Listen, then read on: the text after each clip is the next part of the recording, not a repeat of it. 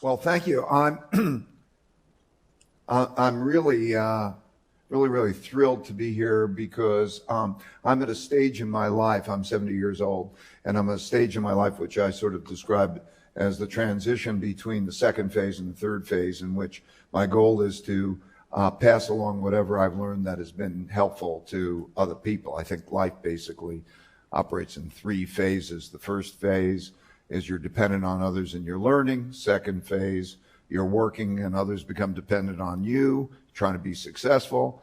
And then in third phase, you want to make this transition. You're no longer interested in being successful. The best thing you can do is pass along what is, maybe help other people be successful, because it's a journey. In my particular case, I fell in love with the markets when I was a kid, when I was about 12 years old. I was caddying, and then I got my caddying money, and I started to play the markets. I'm a global macro investor.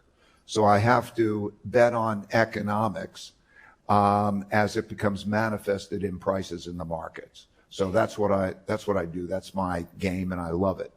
And over a period of time, I went through a whole bunch of experiences that were, eye-opening experiences. Most valuably, the mistakes.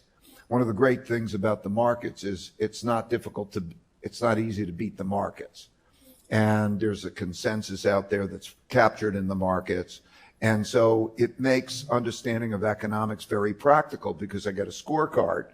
And based on that scorecard, and also positive and negative reinforcement of the pain of losing and so on, I then learn. And I learned that many of the things that I was surprised about were things that never happened in my lifetime before. And that's why I was surprised, but that they happened before. The first time I was clerking on the floor of the New York Stock Exchange in 1971, and nobody was accepting dollars. And then I came on August 15th, President of the United States basically says, you're no longer going to get the gold, and we're not going to do that. I walk clerking on the floor of the exchange. I figured, wow, what a crisis. We're going to be down a lot. Stock market was up a lot. I didn't know what a currency devaluation was, but they happened many times. The 70s and so on, along those lines, were things that happened in my lifetime. And I got in a habit of, every time I would make a decision, particularly painful decisions, that was my cue that I need to do more research. Every time I would, I have an expression, pain plus reflection equals progress. So I started, if I have a painful experience, when I calm myself down, I would say, what can I learn? And I would go back and I would study that. And then I would take that learning and I would write down a principle. I wrote it down. And by the way, I would recommend that you do that. When pain plus reflection, you're going to learn mostly through your pains. And then you reflect well, learn the lessons, take in from others and do your research. And I would then write that down. And so I would do that for everything, all the decision making that I did. So I started Bridgewater, and as mentioned, out of a 2-bedroom apartment, and I grow and I encounter things. So I did basically 2 jobs, the investing job and the running the business as an entrepreneur job. And for all those things, I accumulated a bunch of principles. And what I learned is that everything in life happens over and over again for the same reasons. Pretty much. Slightly different, but by and large for the same reasons. And then for that reason, I knew that I needed to understand things that happened in my lifetime and the mechanics behind it. And that led me to not only experience a lot of debt crisis, because I've been doing this for about 50 years, and in many different places there were all sorts of debt crises. I went through 4 major ones in the United States, and I'm not talking recessions, I'm talking major ones. But in all these countries, emerging markets, Latin American one, I went through a bunch, and I knew that I also needed to study those that were happened before, like the Great Depression or Germany's Weimar Republic and so on, to get a frame of reference. Because how would I know that it wouldn't happen again? And I needed to understand the mechanics. So I did that. And that was one of the reasons, that was the main reason that we anticipated the financial crisis in 2007. We anticipated 2008 financial crisis. And that brought me in contact with policymakers and also Tim Geithner. And Tim Geithner, Hank Paulson, Ben Bernanke, and I do this, by the way, with others in other countries similarly. But in any case, Tim had this compilation of research about all these crises and how I think the same thing happens over and over again.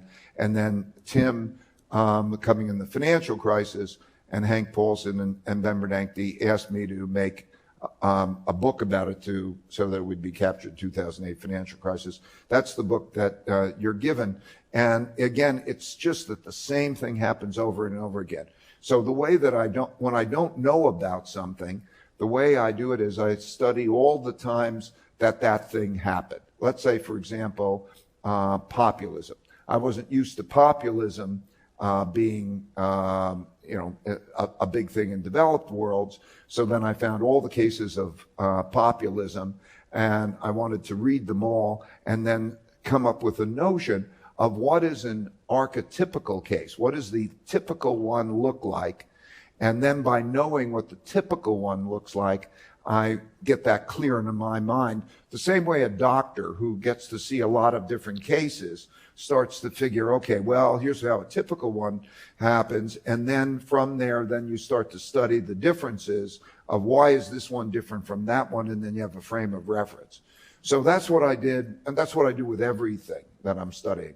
I want to look at all of them, and I want to understand how the archetypical and the linkages on that. And that's what I did with the debt crisis. So the book that's there, there has a brief beginning that just says how do these things work, the archetypical. I think it's like 60 pages. It won't take you long. And then behind that is three major ones looked at in depth: the Great Depression, then the inflationary depression of Germany's Weimar Republic, and then the 2008 financial crisis looked at in real depth. So you can read the stories of those.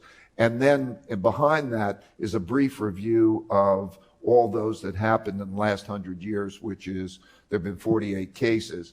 And they basically all happen pretty much in the same way, but just with variations. Like a disease might evolve in different ways, but it has variations to it. So, okay, that's a big, long-winded introduction. But so that's what I want to give you a sense of, take you through the mechanics of that. So that's what I'll do. Okay.